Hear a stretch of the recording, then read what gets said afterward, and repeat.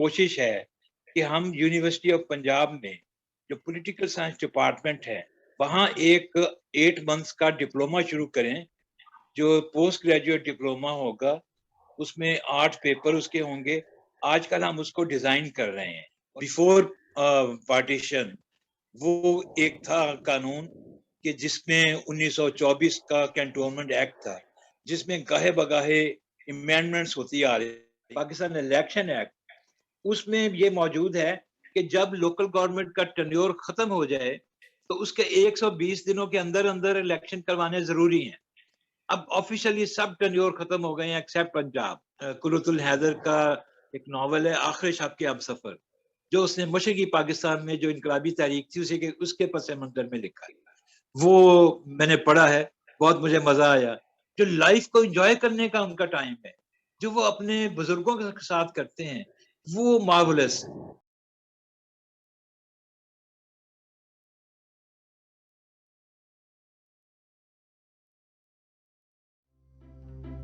अस्सलाम वालेकुम नाजरीन, प्रोग्राम बात से बात में बिलाल नकीब की जानिब से आप सबको खुशामदीद।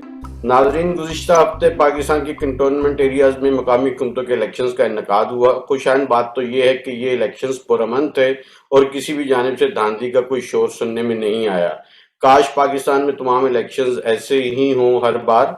नाजरीन, इन इलेक्शंस का तज्ज़ियाती जायज़ा लेने के लिए हमारे साथ लोकल गवर्नमेंट एक्सपर्ट जनाब जाहिद इस्लाम साहब मौजूद हैं। आप संगत डेवलपमेंट फाउंडेशन के एग्जीक्यूटिव डायरेक्टर हैं। आप पाकिस्तान के मुख्तलिफ अदवार में राइज होने वाले मकामी जमहूरियतों के इलेक्शंस, उनकी साख, इन हवालों से आप बहुत सारी कुतब तहरीर कर चुके हैं। आज हम आपसे कंटोनमेंट एरियाज के इलेक्शन के हवाले से आपकी राय लेंगे कि आप इन इलेक्शंस को किस नज़र से देखते हैं। अस्सलाम वालेकुम जाहिद साहब, क्या हाल चाल है आपके? जी वालेकुम अस्सलाम जी, अल्लाह का शुक्र है जी। बिल्कुल सर, पहले तो आप बताइए आजकल आपकी क्या मसरूफियात हैं, आप और आपका इदारा क्या तहकीकी काम कर रहा है इस वक्त?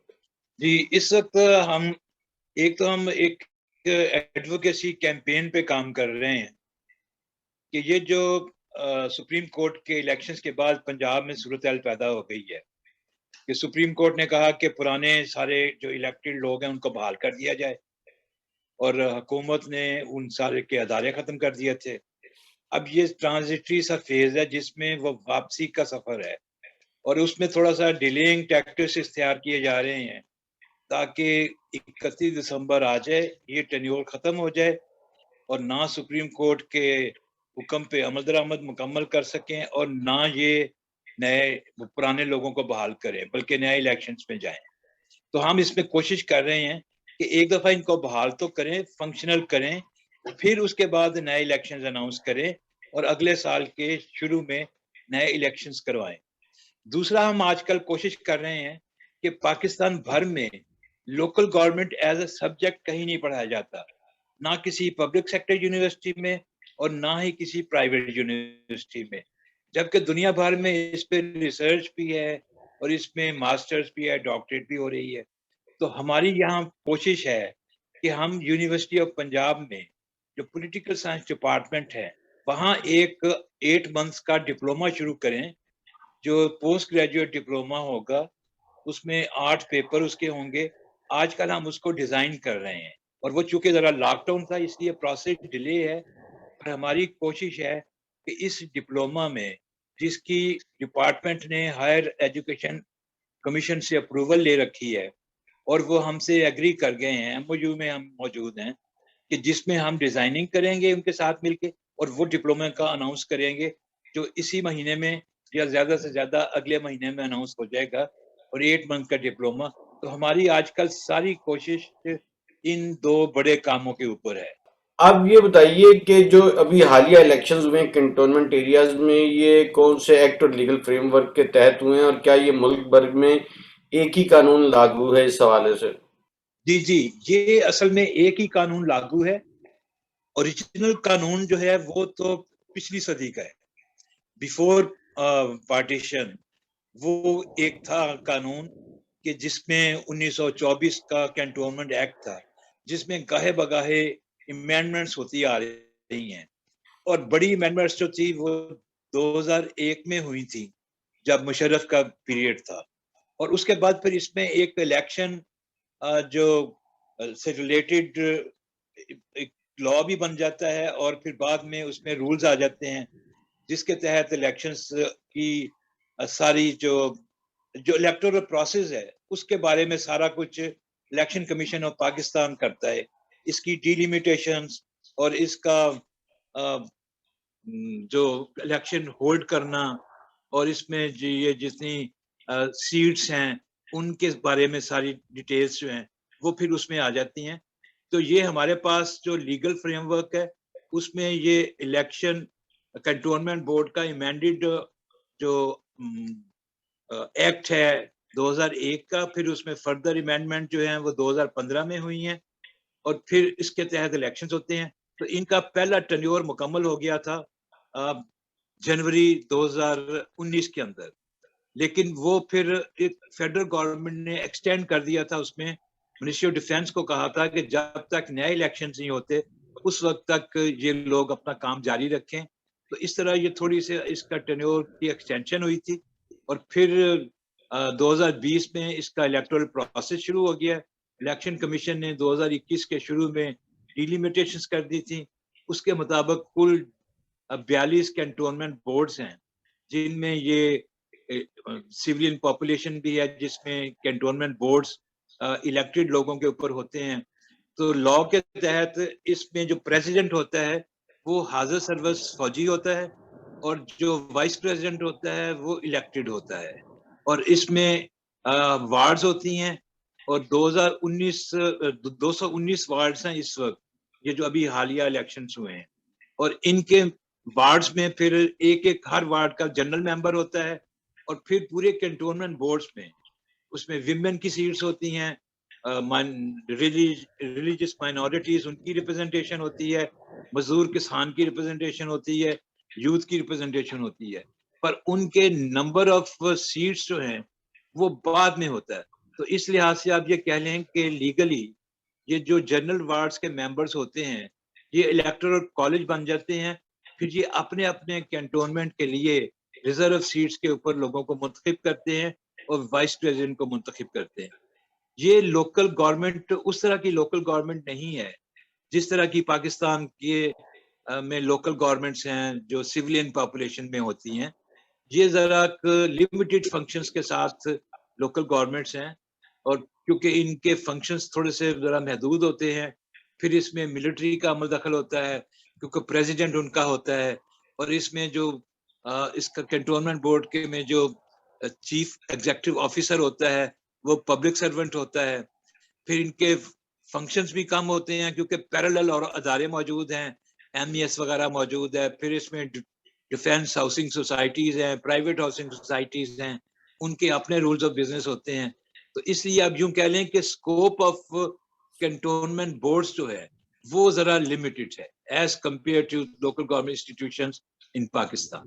جی ابھی میں ECP کے سائٹس بھی دیکھ رہا تھا، وہاں پہ بھی مجھے انفارمیشن نہیں ملی اور باقی انٹرنیٹ پہ بھی نہیں ہے کہ اس میں کتنے امیدوار جو ہیں وہ مرد تھے اور کتنی خواتین تھیں، اور نتائج میں کتنے مرد اور کتنی خواتین منتخب ہوئی ہیں.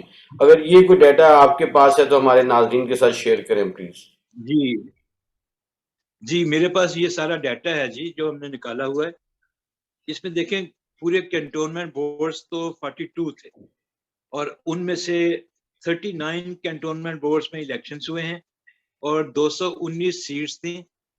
اس میں سے کچھ الیکٹڈ سیٹس تھیں، کنٹیسٹڈ سیٹس ہیں، اور کچھ ان الیکٹڈ ہیں. اب وہ ان اپوزڈ ہو گئے تھے پہلے 6 کے قریب، تقریباً کوئی 1500 کے قریب اس میں کینڈیڈیٹ تھے، جس میں سے 898 کینڈیڈیٹس جو ہیں وہ 119 سیٹس کے لیے تھے اور وہ پولیٹیکل پارٹیز سے منسلک تھے. اس میں سے PTI کے 178 کینڈیڈیٹس تھے، PMLN کے 140 تھے، پاکستان پیپلز پارٹی کے 111 تھے، یہ تحریک لبیک پاکستان بھی اس میں تھی ایک اور نام سے، اس کے 84 تھے، جماعت اسلامی کے 105 کینڈیڈیٹس تھے، MQM کے 41 کینڈیڈیٹس تھے اور JUIF کے 25 کینڈیڈیٹس تھے. اور یہ 422 کینڈیڈیٹس نے کنٹیسٹ کیا ہے 54 سیٹس سندھ کے لیے، اور پھر 898 نے کیا ہے 119 سیٹس کے لیے پنجاب میں، اور 171 کینڈیڈیٹس نے کیا ہے کنٹیسٹ فار 37 سیٹس ان کے پی کے، اور بلوچستان میں بھی اس طرح 42 کینڈیڈیٹس نے کنٹیسٹ کیا ہے 9 سیٹس کے لیے. اور اس میں سے جو سیٹس الیکشن ریزلٹس میں جو سامنے آئی ہیں وہ P T I largest party ہے، اس کی 60 سیٹس ہیں، پی ایم ایل این کی 58 سیٹس ہیں، انڈیپینڈنٹس 49 سیٹس پہ آ گئے ہیں، اور پیپلز پارٹی کی 17 سیٹس ہیں، ایم کیو ایم کی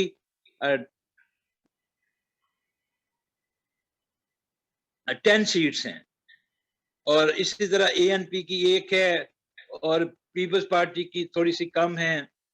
اور یہ جو کنٹونمنٹ بورڈز ہیں مجموعی طور پہ، ان میں P T I 13 cantonment boards میں لیڈ پوزیشن پہ ہے، پی ایم ایل این جو ہے وہ 10 کنٹونمنٹ بورڈز میں لیڈ پوزیشن پہ ہے، پیپلز پارٹی 3 کنٹونمنٹ بورڈز میں لیڈ پوزیشن پہ ہے، M Q M 2 cantonment boards میں لیڈ پوزیشن پہ ہے، اور اے این پی صرف 1 کنٹونمنٹ بورڈ تک محدود رہی. ایک سگنیفیکنٹ بات اس میں یہ تھی کہ ٹوٹل 19 ویمنز ہیں، 1500 کینڈیڈیٹس میں صرف 19 خواتین ہیں جنہوں نے کنٹیسٹ کیا ہے جنرل وارڈ کے لیے. اس میں سے پیپلز پارٹی نے 3 خواتین کو ٹکٹ اوارڈ کیے ہیں، پی ٹی آئی نے صرف 2 کو کیے ہیں، پی ایم این نے صرف 1 کو کیا ہے، ایم کیو ایم نے بھی 1 کو کیا ہے، پاکستان سرزمین پارٹی نے بھی 1 کو کیا ہے، جماعت اسلامی نے بھی 1 کو کیا ہے، اور ٹی ایل پی نے بھی 1 کو کیا ہے، اور 9 انڈیپینڈنٹس خواتین نے کنٹیسٹ کیا ہے اس سارے الیکشنز کے اندر. خواتین اس میں سے جیتی ہیں وہ صرف 2 ہیں. اچھا، دوسرا یہ ہے کہ اس میں آپ دیکھیں اگر کہ ووٹر ٹرن آؤٹ جو ہے وہ 32% رہا ہے، کہ یعنی ووٹرز اس میں بہت کم ووٹر نکلا ہے. عام طور پہ ہمارا 50% پلس ہوتا ہے voter turn out general elections میں، لیکن اس دفعہ ووٹر ٹرن آؤٹ یہاں پہ بہت کم ہے. انڈیپینڈنٹس نے 21% ان کا ووٹ بینک ہے، اور اسی طرح پی ٹی آئی کا 27% ووٹ بینک ہے، اور پی ایم ایل این کا اس میں ہائیسٹ ہے کہ 28% ووٹ بینک ہے، اور پیپلز پارٹی کا اونلی 6% ووٹ بینک ہے، جبکہ جے آئی پی کا 5% ہے، یہ جماعت اسلامی پاکستان، اور ٹی ایل پی کا 6% ہے، پیپلز پارٹی کے ایکول ہے، اور پی ایم ایل این کیو جو تھی اس کا 1% ہے.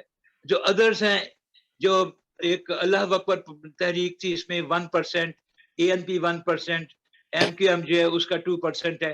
تو یہ اس سے آپ ووٹرز کا دیکھ سکتے ہیں کہ ان کی افیلیشنز کس پارٹی کی طرف ہے، جو ٹرینڈ اس میں ایک آپ کو جو نظر آتا ہے. جو فائنل سچویشن ہوگی کہ جس میں ریزرو سیٹ کی خواتین بھی اور مائنارٹیز کے ممبران بھی آ جائیں گے، تو ان میں کتنی پرسنٹیجز خواتین اور مائنارٹیز کے لیے مختص ہیں؟ یہ جو پہلے ابھی انہوں نے نوٹیفائی نہیں کیا کہ نمبر آف سیٹس کتنی ہوں گی، لیکن جو 2015 میں الیکشنز ہوئے تھے اس میں خواتین کی سیٹس تو 1 ہی تھی، سب میں 1 خاتون تھی، 2 کنٹونمنٹ بورڈز میں 2 تھیں، اور پھر اس کے بعد مائنورٹی کی سیٹس اب البتہ زیادہ تھیں، کچھ کنٹونمنٹ بورڈز میں مائنورٹی کے ممبر زیادہ تھے، اور اسی طریقے سے جو ورکرز پریزیڈنٹ کی وہ 1 ہی تھی. اس لیے آپ یوں سمجھ لیں کہ یہ ایک نامینل سی ریپرزنٹیشن ہوتی ہے کہ آپ دیکھیں نا، جیسے کنٹونمنٹ بورڈ ہے لاہور کا، مین کنٹونمنٹ بورڈ ہے تو 10 جنرل سیٹس ہوں گی، تو 10 جنرل سیٹس میں 1 وائس پریزیڈنٹ آ جائے گا، 11 ہو جائیں گی، ایک سیٹس پہ آ جائیں گے وہ، اس طرح یہ 16-17 کا کنٹونمنٹ بورڈ مکمل ہو جائے گا. اچھا، آپ یہ بتائیے کہ اب آپ باقی ملک میں مقامی حکومتوں کے الیکشنز ہوتے دیکھ رہے ہیں، یا آپ کو لگتا ہے کہ پہلے اب جنرل الیکشنز ہوں گے؟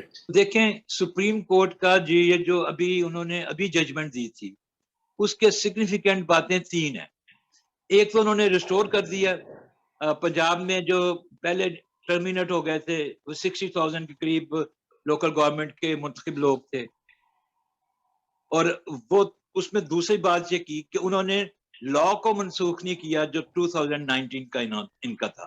وہ ادارے لا کے تحت بنے ہوئے ہیں، لیکن جو ریسٹوریشن ہو گئی ہے وہ ہو گئی ہے ان کی جو 2013 میں تھے. تو ایک تھوڑا سا پرابلم کریٹ ہو گیا گورنمنٹ پنجاب کے لیے، جو وہ اس کو سیٹل کر رہے ہیں کہ وہ پرانے فنکشنریز کو نئے اداروں میں پلیس بھی کریں اور نئے اداروں کو پرانے اداروں کے قریب بھی لے کے جائیں اور ان کو فنکشنل کریں، کیونکہ ریسٹوریشن ان کی ہو گئی پر فنکشنل نہیں ہوئے. تو یہ موجود ہے، اس کے لیے ان کے پاس ٹائم ہے کہ یہ 1 آدھ مہینے کے اندر اس کو کر دیں، ادروائز پھر ٹینیور ختم ہونے جائے گا تو پھر نئے الیکشنز پہ جائیں گے. لیکن اب یہ ہے کہ دوسرا اس میں جو پہلو تھا سپریم کورٹ نے جو اپنی ججمنٹ میں اٹھایا ہے وہ یہ تھا کہ یہ جو لوکل گورنمنٹ انسٹیٹیوشنز ہیں یہ تھرڈ ٹیئر آف گورننس ہے اسٹیٹ آف پاکستان کی. اس میں کہنے کی بات ان کی یہ تھی کہ جس طرح فیڈرل گورنمنٹ ہے اور فیڈریٹو یونٹس کی پروونشل گورنمنٹس ہیں، اسی طرح لوکل گورنمنٹ انسٹیٹیوشنز ہیں. بلکہ انہوں نے ریفر کیا تھا پاکستان کا کانسٹیٹیوشن آف پاکستان 1973 کا آرٹیکل 7. انہوں نے کہا تھا کہ یہ 7 میں جو لوکل باڈیز کا لفظ استعمال کیا ہوا ہے اس سے مراد لوکل گورنمنٹ انسٹیٹیوشنز ہیں. تو اگر یہ انٹرپریٹیشن اب کانسٹیٹیوشنل ایفیکٹ اس کو مل جائے، لیگل ایفیکٹ مل جائے، تو اس کا مطلب ہے کہ جس طرح فیڈرل گورنمنٹ اور پروونشل گورنمنٹ کے بغیر کوئی بھی وقت نہیں ہوتا پاکستان کے اندر، جبکہ انٹرم بھی بن جاتی ہیں، اسی طریقے سے لوکل گورنمنٹ انسٹیٹیوشنز بھی پرماننٹ ہوں گی کہ یہ کبھی بھی کوئی بھی اس کو ڈیزالو نہیں کر سکے گا. ایک تو اس کا ایفیکٹ یہ ہے.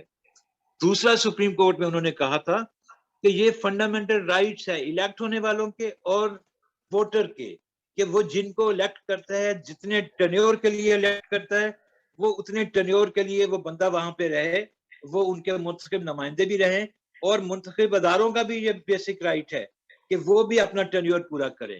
تو اس لحاظ سے یہ نظر آتا ہے کہ فیوچر جو ہے پاکستان میں وہ لوکل گورنمنٹ کے بغیر ممکن نہیں ہوگا. ایک اس میں اعتراض اٹھایا ہوا تھا، اب الیکشن کمیشن کا الیکشن ایکٹ جو ہے پاکستان الیکشن ایکٹ، اس میں یہ موجود ہے کہ جب لوکل گورنمنٹ کا ٹینیور ختم ہو جائے تو اس کے 120 دنوں کے اندر اندر الیکشن کروانے ضروری ہیں. اب آفیشلی سب ٹینیور ختم ہو گئے ہیں ایکسیپٹ پنجاب. تو وہاں پر الیکشن کمیشن آف پاکستان نے جو الیکٹورل پروسیس ہے اس کو سٹارٹ کیا ہوا ہے، اور خیبر پختونخوا میں وہ آلموسٹ کمپلیٹ ہے کہ اس میں ڈیلیمیٹیشنز بھی ہو گئی ہوئی ہیں. اب وہاں پہ الیکشن شیڈیول آنا ہے جس میں پابندی ہے کہ وہ پروونشل گورنمنٹ کی مرضی کے ساتھ اناؤنسمنٹ ہوگی، وہ کسی وقت بھی ہو سکتی ہے کیونکہ اس میں اب کوئی ٹیکنیکل اور لیگل کوئی رکاوٹ نہیں ہے. لیکن جو سندھ ہے، سندھ والوں کا اعتراض یہ ہے جس کو الیکشن کمیشن نے اب نوٹس کیا ہوا ہے کہ آپ آ کے جواب دیں. وہ ان کا اعتراض یہ ہے، پہلے وہ کہہ رہے تھے کہ جی سینسس کا آفیشیل ریزلٹ اناؤنس نہیں ہوا اس لیے ہم ڈیلیمیٹیشنز میں نہیں جا سکتے. اب وہ کہتے ہیں کہ جو الیکشن کا ریزلٹ، سینسس کا ریزلٹ اناؤنس ہوا ہے، ہماری اس پہ ریزرویشن ہے، ہم نے اس میں ریویو پٹیشن دائر کی ہوئی ہے، تو جب تک اس کا ڈیسیژن نہیں ہوتا تب تک ڈیلیمیٹیشنز میں ہم نہیں جا سکتے. اور اسی طریقہ کا اعتراض تھا بلوچستان کی حکومت کو، لیکن اب انہوں نے فردر کسی ریویو پٹیشن میں وہ نہیں جا رہے، تو وہاں پر الیکشن پروسیس ہوگا. میرے خیال میں اگلے سال کے آغاز میں یہ پاکستان بھر میں لوکل گورنمنٹ کے الیکشنز جو ہیں وہ آن دا ایجنڈا ہوں. اگر خدا نخواستہ کوئی ملکی صورتحال جو ایپیڈیمک کی صورتحال ہے یا کرونا ریلیٹڈ ہے یا اور کوئی لا اینڈ آرڈر کے حوالے سے اگر اس میں کوئی تبدیلی نہ ہوئی، ایز اٹ از رہا جیسے آج ہے، تو لوکل گورنمنٹ کے الیکشنز جو ہیں وہ انیویٹیبل ہے، ہر قیمت پہ ہوں گے، جلد ہی جتنا بھی جلد ہو سکے گا. اس میں آپ یوں کہہ لیں کہ سب سے پہلے خیبر پختونخوا میں ہو سکتے ہیں، اسلام آباد میں ہو سکتے ہیں، پھر پنجاب کی باری آ جائے گی، پھر بلوچستان کی باری آ جائے گی، اور شاید سندھ میں سب سے آخر میں ہوں. لیکن الیکشن کمیشن کی طرف سے ساری تیاریاں مکمل ہو رہی ہیں، بلکہ وہ بار بار ان سے پوچھتے بھی ہیں پروونشل گورنمنٹ سے کہ آپ ہمیں ایگزیکٹلی بتائیں کہ آپ کب تک یہ ساری جو لیگل آپ نے امینڈمنٹس کرنی ہے اور آپ نے جو اور پریپریشنز میں کنٹریبیوٹ کرنا ہے وہ کر لیں گے. یہ بتائیے کہ جو چاروں صوبوں میں اس وقت مقامی حکومتوں کے نظام ہیں، ان میں خواتین اور اقلیتوں کی نمائندگی کون سے صوبے میں کتنے % ہے؟ یہ دیکھیں جی، یہ 25% ہے اور 22% ہے پنجاب کے اندر، 25% اور 33% سندھ اور بلوچستان میں ہے، اور 33% نمائندگی جو ہے وہ پہلے رہی ہے خیبر پختونخوا کے اندر. اب اس میں تھوڑی سی کمی آ گئی ہے. یہ پنجاب میں بھی پہلے جو تھی اس میں بھی کمی آ گئی ہے، کیونکہ اب یہاں پرسنٹیج کا فارمولا نہیں ہے. یہ اصل میں لوکل گورنمنٹ کے اندر دو قسم کے فارمولے استعمال ہوتے ہیں لوکل گورنمنٹ لا کے اندر. سندھ اور پنجاب میں تو انہوں نے ڈائریکٹلی یہ کہہ دیا کہ اتنے پرسنٹ ویمن کی نمائندگی ہوگی، اور یہ 5% یوتھ کی اور 5% مزدور کسان کی نمائندگی ہوگی، اور نان مسلمس کی 5% ہوگی. لیکن پنجاب اور خیبر پختونخوا میں یہ نمبر آف سیٹس ہیں، تو نمائندگی کے دو طریقے ہیں، یا تو پرسنٹیج ہو ٹوٹل کی اوپر، یا پھر نمبر آف سیٹس ہوں. تو یہاں نمبر آف سیٹس ہیں جو ریزرو ہوتی ہیں. جو پنجاب کا لا ہے 2019 کا، جس کے تحت یہ اگلے الیکشنز کروانا چاہتے ہیں، اس میں نیبرہڈ کونسلز اور ولیج کونسلز ہیں شہروں اور دیہاتوں میں. وہاں پر ایک خاتون کی سیٹ ہے آؤٹ آف 7، اور اسی طریقے سے وہاں ساری ریزرو سیٹس ایک ایک ہی ہے. لیکن وہ ارسپیکٹو کہ ان کی پاپولیشن ہے یا نہیں ہے، نان مسلمس کی سیٹ بھی ہر ادارے میں ہے. پر یہاں پہ یہ ہے کہ چونکہ ان کی تعداد زیادہ ہے، یعنی پہلے پنجاب میں 6000 کے قریب یونین کونسلز ہوتی تھی، اور دو خواتین تھی اس کے اندر، اور کچھ پھر 22% کے قریب باقی جو میونسپل کمیٹیاں اور میونسپل کارپوریشن وغیرہ تھی ان میں تھی. تو اس طرح ان کی ٹوٹل تعداد جو ہے وہ 10,000 کے لگ بھگ بنتی تھی. لیکن اب چونکہ نمبر آف انسٹیٹیوشن زیادہ ہوں گی، ولیج کونسلیں زیادہ ہوں گی، نیبرہڈ کونسلیں زیادہ ہوں گی، میٹروپولیٹن زیادہ ہیں، میونسپل کارپوریشن زیادہ ہیں، تو اس لیے اب ان کی مجموعی تعداد جو ہے وہ 20,000 سے بڑھ جائے گی، یہ زیادہ ہو جائے گی 26,000 کے قریب. تو یہ صرف یہ جو گراس روٹ لیول پہ نیبرہڈ کونسلز اور ولیج کونسلز ہے اس میں خواتین ہوں گی. اور یہی صورتحال جو ہے وہ خیبر پختونخوا میں ہوگی کہ مجموعی طور پر ویمن کی ریپرزنٹیشن جو ہے ہوگی تو 1 ویمن ان 1 نیبرہڈ کونسلز اور 1 ولیج کونسل، لیکن مجموعی طور پہ ان کی تعداد بڑھنے سے اس میں زیادتی ہو جائے گی، کافی زیادہ خواتین اس میں آ جائیں گی. لیکن خواتین کی نمائندگی میں جو زیادہ بحث طلب بات ہے، جس کو ہمیں عوامی سطح پہ بحث کرنی چاہیے، وہ یہ ہے کہ جس طرح جنرل الیکشنز ہوتے ہیں، تو جنرل الیکشنز میں الیکشن ایکٹ کے تحت پولیٹیکل پارٹیز پابند ہوتی ہیں کہ وہ 5% سیٹس جو ہے وہ ویمن کینڈیڈیٹ کو ایوارڈ کریں، اور وہ ساری جماعتیں کرتی ہیں. 2018 کے الیکشن میں انہوں نے کیا. اسی طریقے سے ان کو موقع ملتا ہے، زیادہ خواتین کینڈیڈیٹس کو موقع ملتا ہے کہ وہ جنرل سیٹس کے لیے الیکشنز لیں. جنرل سیٹس پہ الیکشن لڑنے کا مطلب ہے کہ ان کا ووٹر کے ساتھ ڈائریکٹ انٹریکشن ہوتا ہے، وہ ڈائریکٹلی الیکٹڈ ہوتی ہیں. لیکن لوکل گورنمنٹ میں چونکہ ایسی کوئی پابندی نہیں ہے، تو عام طور پر نظر آتا ہے کہ لوکل گورنمنٹ پہ جنرل سیٹس کے لیے پولیٹیکل پارٹیز بھی ویمن کو انکریج نہیں کرتی، نہ ایوارڈ کرتی ہیں ٹکٹ. اور یہ اب دیکھ لیں کہ پچھلے 2013 کے جو الیکشنز ہوئے تھے 2015-16 کے اندر، اس میں یونین کونسلز کی چیئر پرسن پورے پاکستان میں 3 تھیں، جبکہ جو 2001 میں الیکشنز ہوئے تھے تو اس میں 6 ناظم تھیں جو یونین کونسلز کی ناظمین تھیں. اور پھر اس طریقے سے یہ ایوارڈ ہی نہیں کرتے تھے. تو اس میں یہ ہونا چاہیے کہ لوکل گورنمنٹ الیکشنز میں بھی پابندی ہونی چاہیے، اور یہ لا میں آنا چاہیے کہ جو number of candidates award ticket grant کرتی ہے پولیٹیکل پارٹیز، اس میں کم از کم 5% جنرل سیٹس کے لیے ٹکٹ ایوارڈ کرے ویمن کینڈیڈیٹس. تو یہ ایک مسنگ فیکٹر ہے. جی اقلیتوں کا بھی اگر آپ ہمیں بتا دیں کہ اقلیتوں کی کتنے فیصد نمائندگی ہے؟ اقلیتوں کی نمائندگی بھی 5% سے زیادہ نہیں ہے، وہ پورے کے 5% ایک سیٹ بنتی ہے تو ہر جگہ کے اوپر. لیکن یہ ہے کہ شروع میں جو لا میکنگ ہوئی تھی لوکل گورنمنٹ انسٹیٹیوشنز کے لیے، تو اس میں یہ تھا کہ جہاں پر اقلیتوں کی پاپولیشن ہے اس کے مطابقت میں ان کے لیے سیٹس تھیں، اور جہاں پہ ان کی پاپولیشن نہیں تھی وہاں پہ سیٹ نہیں تھی. لیکن یہ پھر ختم ہو گئی تھی بات، یہ اس کے اوپر آ گئی تھی کہ اقلیت جو ہے وہ ایکول سٹیزن آف پاکستان ہے، تو اس لیے وہ ہر سیٹ کے اوپر الیکشن لڑ سکتے ہیں.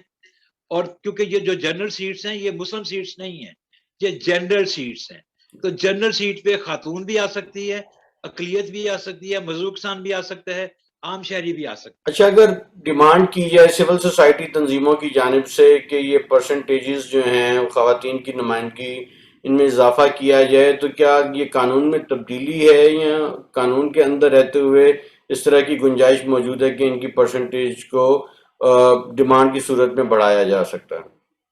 نہیں, قانون میں تبدیلی کرنی پڑے گی کہ یہ بات اصولی طور پہ بات یہ ہے کہ آپ جب دیکھیں لاہور شہر مثال لے لیں, لاہور شہر میں آپ کی 13 قومی اسمبلی کی سیٹس ہیں, 26 کے قریب صوبائی اسمبلی کی سیٹس ہیں, کتنے بڑے بڑے حلقے ہیں. اور یہاں اگر آپ لوکل گورنمنٹ انسٹیٹیوشن بناتے ہیں, پہلے 274 یونین کونسلیں تھیں اور اب جو ہیں وہ 350 کے قریب نیبرہڈ کونسلز ہوں گی. تو اس طرح یہ جو نمائندگی ہے پر آپ اس کو یہ سمجھ لیں کہ ایک ووٹر کے اوپر جو نمائندگی ہے وہ ذرا ناانصافی ہے کہ یہ حلقے اور چھوٹے ہونے چاہیے, نمبر آف سیٹس زیادہ ہونی چاہیے.